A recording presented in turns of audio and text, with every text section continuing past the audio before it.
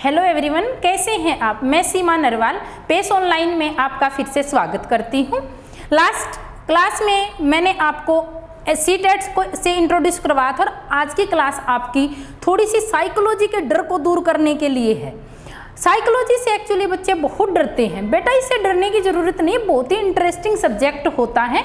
बात करूं मैं साइकोलॉजी की, साइकोलॉजी एक ऐसा सब्जेक्ट है जो HTET, CTET and other exam में तो आता ही है, साथ ही ये जीवन में व्यवहारात्मक पक्ष को भी मजबूत करने के लिए कहीं ना कहीं बहुत ही कारगर साबित होता है। आज की क्लास में डियर हम कुछ बातें साइकोलॉजी को लेकर के करेंगे। ज़्यादा मैं आपको यहाँ एक्सप्लेन नहीं करूँगी, सिर्फ साइकोलॉजी से इंट्रोड्यूस कराऊंगी कि साइकोलॉजी होता क्या है। सबसे पहले मैं बात करूं साइकोलॉजी की। साइकोलॉजी के बारे में बच्चों को ये रहता है कि मैडम साइकोलॉजी का तो एंड ही नहीं है, पता नहीं क्वेश्चन कहाँ से देता है। पहले तो बेटा आप इस बात को दिमाग से निकाल दीजिएगा कि क्वेश्चन कहाँ से देता है। क्वेश्चन की बात आती है कि वो कहाँ से देता है, आपको इस चीज़ पे फोकस नहीं करना है। हमें ये देखना है कि साइकोलॉजी में पॉइंट्स किस तरीके के उठते हैं, उन चीज़ों पर काम करना है। चलिए बेटा बिना टाइम वेस्ट किए हुए हम देखते हैं कि साइकोलॉजी से बच्चों को भय ऐसा क्यों बना रहता है और क्या कारण है कि बच्चे इससे डरते हैं। सबसे पहले मैं बात करती हूँ मनोविज्ञान होता क्या है। मनोविज्ञान एक ऐसा सब्जेक्ट है जिससे तथ्यात्मक प्रश्न, तो देखो मैं चैलेंज नहीं करती हूँ कि नहीं पूछे जाते, तथ्यात्मक क्वेश्चन तो पूछे ही जाते हैं, बट कुछ क्वेश्चन व्यवहारात्मक भी पूछे जाते हैं। वो व्यवहारात्मक क्वेश्चन होते हैं जो वो 2% होते हैं और 98% क्वेश्चन जो होते हैं वो तथ्यात्मक होते हैं। तो बच्चे कहीं ना कहीं उन 2% क्वेश्चन के पीछे भागते रहते हैं। तो बेटा 2% के पीछे भागोगे तो कभी भी स्कोर नहीं हो पाएगा। इसीलिए आप पहले 98% की तैयारी कीजिएगा कि तथ्यात्मक चीज़ों पर काम करते हैं हम। देखिए मैं बात करूं मनोविज्ञान। मनोविज्ञान 2 शब्दों के मेल से बना है, एक तो है साइको और दूसरा है लोगोस। यानी कि मनोविज्ञान ग्रीक भाषा के ग्रीक भाषा के मनोविज्ञान शब्द से बना है और मनोविज्ञान का इंग्लिश रूपांतरण साइकोलॉजी है, जिसका अर्थ है मन का विज्ञान। मन का विज्ञान मैं क्यों कह रही हूँ, अर्थ तो वर्तमान में व्यवहार का विज्ञान है। मन का विज्ञान 16वीं शताब्दी में इसको कहा गया, कुछ विद्वानों ने कहा है। फिर 17वीं शताब्दी में इसको आत्मा का विज्ञान, उसके बाद इसको 18वीं शताब्दी में, 19वीं शताब्दी में इसको सचेतना भाव आदि के बारे में बताया गया इसके बारे में। एंड अगर मैं 20वीं शताब्दी की बात करूं तो इस तथ्य के बारे में एक कंक्लूजन है आपके सामने, वो है व्यवहार का अध्ययन। साइकोलॉजी मनोविज्ञान का अर्थ क्या है, व्यवहार का अध्ययन। यानी ये वो विषय है जिसके माध्यम से एक अध्यापक अपने विद्यार्थी के व्यवहार का पता लगा सकता है। अब अध्यापक ही नहीं, जिस भी व्यक्ति ने, जिस भी विद्यार्थी ने ये विषय पढ़ा है वो ऑलरेडी सामने वाले के बिहेवियर को पहचान जाता है। अब मैं बात करती हूँ आगे मनोविज्ञान। मनोविज्ञान के अर्थ को लेकर के बच्चों को डाउट रहता है कि यह व्यवहार का विज्ञान है। ये डाउट ही नहीं है, ये बिल्कुल 100% सत्य है। अब बेटा जैसे मनोविज्ञान की अवधारणा को समझने के लिए हमें इसके अर्थ, प्रकृति, कुछ इंपॉर्टेंट परिभाषाएं, कार्य क्षेत्र और खास बात, इस विषय से पूरे होने वाले प्रयोजनों के बारे में हमें पता होना चाहिए। क्योंकि डियर आप एक भावी अध्यापक हो, कल को आप यदि अध्यापक बनते हो तो इस विषय की कहीं ना कहीं आपको मदद लेनी होगी। अब मैं बात करती हूँ, सबसे पहले बात करें हम मनोविज्ञान और शिक्षा मनोविज्ञान होता क्या है। मनोविज्ञान को व्यवहार के विज्ञान के रूप में परिभाषित किया जाता है। यानी कि ये वो विषय है जिससे व्यवहार के बारे में जानकारी मिलती है। दूसरा मैं बात करूँ शिक्षा मनोविज्ञान। अब शिक्षा मनोविज्ञान में क्या डिफरेंस है। ऊपर तो हमने पढ़ा कि व्यवहार के विज्ञान के रूप में परिभाषित करते हैं हम इसको। यदि मैं बात करूँ शिक्षा मनोविज्ञान की, शिक्षा के क्षेत्र में किसी विद्यार्थी के व्यवहार का अध्ययन ही क्या कहलाता है, शिक्षा मनोविज्ञान। शिक्षा मनोविज्ञान। अब शिक्षा मनोविज्ञान में हम पढ़ते हैं कि विद्यार्थी के व्यवहार का परिवर्तन। अब विद्यार्थी के व्यवहार का परिवर्तन कैसे हुआ। अब मैं एक एग्जाम्पल देती हूँ आपको। जैसे व्यवहार का पता लगाने की बात हो रही है मनोविज्ञान से। जैसे कोई व्यक्ति ड्रिंक करता है, क्या ड्रिंक करने से पहले उसका बिहेव वही था जो ड्रिंक करने के बाद है? क्या उसका व्यवहार नहीं बदला? उसका बदले हुए व्यवहार को नहीं देखा गया? तो उस चीज में और शिक्षा मनोविज्ञान में फर्क है। अब शिक्षा मनोविज्ञान के माध्यम से यदि एक विद्यार्थी को कुछ अनुभव, कुछ सिखाया जाता है, कुछ अनुभव दिए जाते हैं, तो वो चीजें कहीं ना कहीं वो व्यवहार में लाता है। फॉर एग्जाम्पल कि बच्चे को मान लीजिए मैथ सिखाया जाता है और उसके कुछ चिन्ह वो सीखने के बाद उसको व्यवहार में लाता है, तो कहीं ना कहीं हम उस चीज को शिक्षा मनोविज्ञान की संज्ञा देते हैं। अब बात आती है शिक्षा मनोविज्ञान को व्यवहारात्मक क्यों कहा गया है। शिक्षा मनोविज्ञान को व्यवहारात्मक विज्ञान के रूप में परिभाषित करने के लिए दो चीजें आती हैं। कोई भी फील्ड है उसमें ये दो चीजें जरूर आती हैं। एक होता है प्योर एस्पेक्ट, एक होता है अप्लाइड एस्पेक्ट। प्योर एस्पेक्ट में क्या सीखते हैं हम? सैद्धांतिक पहलू। इसमें नियम, कानून, वो संप्रत्यय सीखे जाते हैं जिनको इस्तेमाल करके एक विद्यार्थी आगे चल करके काम करने वाला है। अब आती है बात, आगे देखिएगा बेटा, ये जो मैंने आपको शिक्षा विज्ञान और शिक्षा मनोविज्ञान जो दो डेफिनेशन पीछे बताई हैं, उन चीजों को पढ़ने के बाद एक कंक्लूजन निकलता है कि क्या है ये शिक्षा मनोविज्ञान। ध्यान से देखिएगा, शिक्षा मनोविज्ञान व्यवहार की वह शाखा, जहां शिक्षा मनोविज्ञान कोई भी इनमें से तथ्य आता वो व्यवहार से तो जुड़े ही हैं। पहले इसके बारे में आत्मा और उसके बाद मन, संचेतना, भाव, प्रकृति, ये चीजें भी आएंगी। ये कहीं ना कहीं कुछ विद्वानों के अपने मत थे और अलग अलग सेंचुरी के अकॉर्डिंग बदलते गए हैं। अभी देखिए जी, शिक्षा मनोविज्ञान व्यवहार की वह शाखा है जिसके द्वारा मनोविज्ञान विषय के नियम, सिद्धांत, क्रियाविधि आदि को भावी अध्यापक सीखता है। उसके बाद उनको फील्ड में उतारता है। यानी फील्ड में कब उतारता है? जब वो विद्यार्थियों को पढ़ाता है, तो कहीं ना कहीं वो चीजें जरूर अप्लाई करता है। उसके बाद मैं बात करती हूँ इस स्ट्रिक्ट डेफिनेशन के बाद, ये है शिक्षा मनोविज्ञान की एक बहुत ही स्ट्रिक्ट परिभाषा। अब हम बात करें शिक्षा मनोविज्ञान के कुछ मोस्ट इंपोर्टेंट डेफिनेशन है जो सीटेट, एचटेट के पेपर के अंदर आती है। जिस बच्चे ने इस विषय को इंटरेस्टिंग बना लिया तो डियर इस विषय से डरने की जरूरत नहीं है, और जिस बच्चे को एक बार डर लग गया तो इससे कठिन उसके लिए कोई विषय भी नहीं होता, और जिसको आसान लग गया तो उसके लिए इससे आसान कोई, इससे इंटरेस्टिंग कोई विषय भी नहीं होगा। अब शिक्षा मनोविज्ञान की कुछ डेफिनेशन है जो मैं यहाँ लिख रही हूँ, इनसे क्वेश्चन कई बार आया हुआ है। सीधी आती है डेफिनेशन और पूछता है ये किसने कहा है। जैसे कि मैं बात करूं करो एंड करो, बेटा करो एंड करो और कनिगम दो ऐसे साइकोलॉजिस्ट हैं, इनकी डेफिनेशन तो इंपॉर्टेंट है ही है। कनिगम की डेफिनेशन कैरिकुलम के चैप्टर में मैं आपको पढ़ाऊंगी। बड़ा ही गूढ़ अर्थ है उसकी डेफिनेशन में, एक एक शब्द का, एक एक पद का। देखिएगा बेटा, करो एंड करो क्या कहते हैं कि शिक्षा मनोविज्ञान व्यक्ति के जन्म से लेकर के वृद्धावस्था तक के सीखने संबंधी अनुभव का अध्ययन है। क्या कहता है कि व्यक्ति जन्म से लेकर के वृद्धावस्था तक कुछ न कुछ अलग अलग परिस्थितियों में सीखता रहता है। करो एंड करो उसी को मनोविज्ञान बोल रहा है। उसके बाद मैं बात करूं, शिक्षा मनोविज्ञान वह शाखा है जो शिक्षण और सीखने से संबंधित है। ये कहा है स्किनर ने। किसने कहा है? स्किनर ने। ऊपर जो दो डेफिनेशन मैं ये आपको बताई हैं, इन दोनों डेफिनेशनों का यदि निष्कर्ष, यदि मैं इन डेफिनेशनों का विश्लेषण करूं तो कहीं ना कहीं दोनों ही जगह डियर आप देख रहे हो कि सीखने की बात हो रही है, सीखने और सिखाने की बात हो रही है। सीखने और सिखाने की जो कड़ी है, सीखने और सिखाने की जो कड़ी है, उसके दो महत्वपूर्ण स्तंभ हैं, एक अध्यापक और एक विद्यार्थी। कहीं ना कहीं बीच में बहुत सारे प्रोसेस, बहुत सारे घटक आएंगे, वो भी कहीं ना कहीं मायने रखते हैं, मैं चैलेंज नहीं करती हूँ।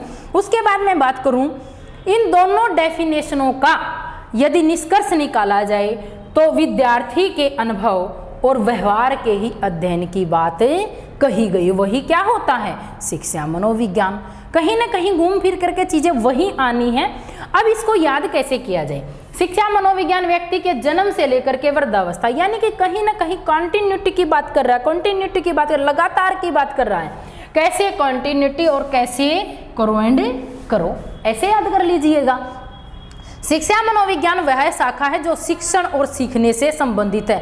स से तो शिक्षण डियर, स से सीखना और स से ही स्किनर, यानी स्किनर वाली डेफिनेशन में शिक्षण और सीखने की बात होगी। करो एंड करो वाली डेफिनेशन में लगातार कॉन्टिन्यूटी की बात होगी, जो जन्म से वृद्धावस्था तक का जिक्र करता है कि जो भी हम अनुभव ग्रहण करते हैं वही चीज मनोविज्ञान है। चलें आगे। अब आगे देखिए बेटा, आगे एक बहुत ही चर्चित डेफिनेशन है। जब भी बच्चे बीएड या जेबीटी करते हैं तो ये डेफिनेशन अक्सर सामने आती ही आती है। वो नाम आता है एक विशेष हस्ती का, जिनका नाम है पील महोदय। एक छोटी सी डेफिनेशन है और बहुत बड़ा अर्थ संजोए हुए है। इनके डेफिनेशन क्या है? पील महोदय जी कहते हैं कि शिक्षा मनोविज्ञान शिक्षा का ही विज्ञान है। इन्होंने तो सब कुछ समेट दिया है। अब जब मैंने स्किनर की बताई थी सीखने सिखाने पर बल दिया है, जब मैंने करो एंड करो की बताई है तो कहता है कि जन्म से वृद्धावस्था तक सीखना। अब सीखना किसके माध्यम से हो रहा है? शिक्षा के माध्यम से। अब बेटा इस डेफिनेशन का यदि एनालिटिकल यदि विश्लेषण किया जाए तो कहीं ना कहीं शिक्षा के उद्देश्यों पर चलना पड़ेगा। शिक्षा के वैसे तो बहुत सारे उद्देश्य हैं, जब मैं आपको क्लासेस दूंगी तो पॉइंट टू पॉइंट बात करूंगी आपके साथ। अब विश्लेषण की यदि मैं बात करूं, शिक्षा के उद्देश्य, शिक्षा व्यवहार में परिवर्तन लाने का साधन है। शिक्षा व्यवहार में परिवर्तन लाने का साधन है। व्यवहार में परिवर्तन क्या है? वही चीज मनोविज्ञान। यानी हमें इस डेफिनेशन को समझने के लिए शिक्षा और शिक्षा मनोविज्ञान के संबंध पर ही चर्चा करनी है। उसके बाद मैं बात करती हूँ सेकंड उद्देश्य की, विद्यार्थी का सर्वांगीण विकास किसके माध्यम से किया जाएगा? शिक्षा। शिक्षा कौन देगा? एक अध्यापक। कौन देगा? एक अध्यापक। अब अध्यापक को इन्हीं दो उद्देश्य को ध्यान में रख करके एजुकेशन साइकोलॉजी का अध्ययन करना जरूरी होता है एक भावी अध्यापक के लिए। अब शिक्षा मनोविज्ञान की इन चीज़ों को देखते हुए कुछ क्षेत्र निर्धारित किया गया है कि शिक्षा मनोविज्ञान का क्या एरिया। वैसे तो हम एरिया को फिक्स नहीं कर सकते हैं, बच्चों का यह रहता है कि कोई एंड नहीं है वो चीज़ है। जैसे जैसे इसमें कुछ नई चीज़ें ऐड हो जाती हैं तो वो कहीं ना कहीं क्षेत्र बढ़ जाता है। अब देखिए भाई, शिक्षा मनोविज्ञान का क्षेत्र, शिक्षा हमें बताती है कि क्या करना चाहिए। बहुत गहरी बात है ये, इसके अंदर बहुत सारा संप्रत्यय छुपा हुआ है। उसके बाद शिक्षा मनोविज्ञान हमें बताता है कि कैसे करना चाहिए। शिक्षा हमें बताती है कि हमें क्या करना चाहिए और शिक्षा मनोविज्ञान क्या बताता है कि हमें कैसे करना चाहिए। देन मैं बात करूं शिक्षा मनोविज्ञान के कुछ प्रमुख उद्देश्य। बेटा जब भी उद्देश्य, विशेषताएं, महत्व, गुण, इनसे जब भी क्वेश्चन आता है तो इसमें सिर्फ लैंग्वेज बदल देगा, पॉइंट्स वही रहेंगे। अभी मैं दिखाती हूं आपको बदल के कि कैसे बदलता है। देखिए शिक्षा मनोविज्ञान के कुछ उद्देश्य कि क्या काम करता है, कैसे मदद करता है अध्यापक की शिक्षा मनोविज्ञान। एसटेट और सीटेट के पेपर के अंदर एक क्वेश्चन आता है कि एक अध्यापक बनने के लिए शिक्षा मनोविज्ञान का ज्ञान निम्न में से क्यों आवश्यक है। कहीं ना कहीं क्यों पढ़ा जाता है, क्यों पढ़ना होता है, वो चीज़ें उद्देश्य में ही आपको दिखेंगी। सबसे पहले मैं बात करूँ शिक्षा मनोविज्ञान के उद्देश्य, यही बेटा इनकी विशेषताएं होंगी। यही क्या होंगी? इनकी विशेषताएं, और इन्हीं पॉइंट्सों को इनके गुणों में हम शामिल कर देंगे। यही चीज इनकी महत्व हो जाएगा। लेकिन शिक्षा के क्षेत्र में प्रयोग किए जाने के प्रभाव क्या होंगे, उस चीज को लेकर के पॉइंट्स अलग बन जाएंगे, उसको हम क्लासेज में देखेंगे। देखिए जी, शिक्षा मनोविज्ञान के उद्देश्य, सबसे पहले बात करता है यदि किसी अध्यापक को शिक्षा मनोविज्ञान का ज्ञान है, यदि किसी अध्यापक को शिक्षा मनोविज्ञान का ज्ञान है तो वो अध्यापक व्यक्तिगत विभिन्नताएं को अच्छी प्रकार से समझ सकता। एक क्लास में अलग अलग लेवल के बच्चे होते हैं, उनको पहचानने के लिए कहीं ना कहीं शिक्षा मनोविज्ञान ही एक अध्यापक की क्या करता है, मदद करता है। इसीलिए एक अध्यापक को शिक्षा मनोविज्ञान का ज्ञान होना बहुत ही जरूरी है। उसके बाद मैं बात करूं व्यवहार को समझना, इस पे तो पीछे चर्चा चली आ रही है हमारी कि यदि किसी अध्यापक को शिक्षा मनोविज्ञान का ज्ञान है तो विद्यार्थी के व्यवहार को अच्छी प्रकार से समझ लेता है। क्वेश्चन आता है कि एक बच्चा चोरी करता है, बताइए इसका निम्न में से क्या कारण है। तो आप वो चीज़ें तभी बता पाओगे यदि आपको एजुकेशन साइकोलॉजी की नॉलेज होगी। उसके बाद मैं बात करूं वेरी इंपॉर्टेंट बाल केंद्रित शिक्षा पर बल। शिक्षा मनोविज्ञान ही बाल केंद्रित शिक्षा कैसे होनी चाहिए, किस तरीके से बच्चे को पढ़ाना, ये सारी चीज़ें बताता है। उसके बाद बात आती है अभिप्रेरणा और रुचि। शिक्षा मनोविज्ञान के माध्यम से एक अध्यापक बच्चे को अभिप्रेरित कर सकता है और उसका इंटरेस्ट क्रिएट कर सकता है। यदि किसी भी विद्यार्थी की रुचि नहीं है तो ध्यान नहीं लगेगा, ध्यान नहीं लगेगा तो कोई काम अच्छे से नहीं होगा। यानी कि मेरा कहने का मतलब है कि अभिप्रेरणा जागृत करने में, रुचि क्रिएट करने में एक अध्यापक की शिक्षा मनोविज्ञान मदद करता है। नेक्स्ट मैं बात करूं अधिगम परिस्थितियां सुनिश्चित करने में भी कहीं ना कहीं शिक्षा मनोविज्ञान कारगर साबित होता है। विशिष्ट बालक की पहचान, अभी बताया मैंने कि एक क्लास के अंदर अलग अलग लेवल के बच्चे होते हैं, बुद्धि स्तर अलग अलग होता है। वो सारी चीज़ें कहाँ से पहचानी जाएंगी, यदि एक भावी अध्यापक को शिक्षा मनोविज्ञान का ज्ञान होगा तो ही। उसके बाद निर्देशन एवं परामर्श हेतु भी शिक्षा मनोविज्ञान आवश्यक है। विद्यार्थी और अध्यापक का संबंध वेरी इंपॉर्टेंट। यदि विद्यार्थी और अध्यापक के बीच मैत्रीपूर्ण संबंध है तो कहीं ना कहीं एजुकेशन बहुत ही प्रभावशाली होती है। घर वालों के साथ बच्चा इतना फेमिलियर क्यों होता है, क्योंकि संबंध जो होते हैं मैत्रीपूर्ण होते हैं। इसीलिए एक अध्यापक को मैत्रीपूर्ण वातावरण बनाने के लिए भी शिक्षा मनोविज्ञान ही जागृत करता है। उसके बाद मैं बात करती हूँ पाठ्यक्रम का निर्माण।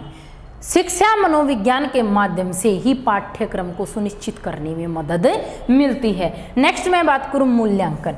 शिक्षा मनोविज्ञान के माध्यम से एक विद्यार्थी का हर लेवल पे अलग अलग तरीके से मूल्यांकन किया जा सकता है। तो डियर, आज की क्लास में सिर्फ मैं एजुकेशन साइकोलॉजी से आपको इंट्रोड्यूस कराना चाहती थी। तो ये तो आपकी एजुकेशन साइकोलॉजी की क्लास थी। तो डियर, मैं आपको एक बात और बताना चाहती हूँ, बेटा आप जब भी पढ़ो एक पॉजिटिव दृष्टिकोण से पढ़ना चाहिए। एक सकारात्मक आपका दृष्टिकोण, आइडिया होना चाहिए कि मेरे को जो भी टीचर पढ़ा रहा है, कुछ भी पढ़ा रहा है, वो मेरे लिए फ़ायदेमंद तो है ही। ये मेरा खुद का अनुभव है कि जब भी मैं पढ़ती थी तो मैं यही सोचती थी कि मुझे नहीं पता पेपर के अंदर क्या आ रहा है, मुझे नहीं पता कहाँ से आ रहा है, बट मैं जो पढ़ रही हूँ उसमें मान लीजिए 1% फ़ायदा नहीं है तो नुकसान भी नहीं है। तो प्लीज़ बेटा इस वीडियो को एंड तक जरूर देखिएगा और अच्छी प्रकार से इन चीज़ों को समझिएगा। साइकोलॉजी से आपको घबराने की ज़रूरत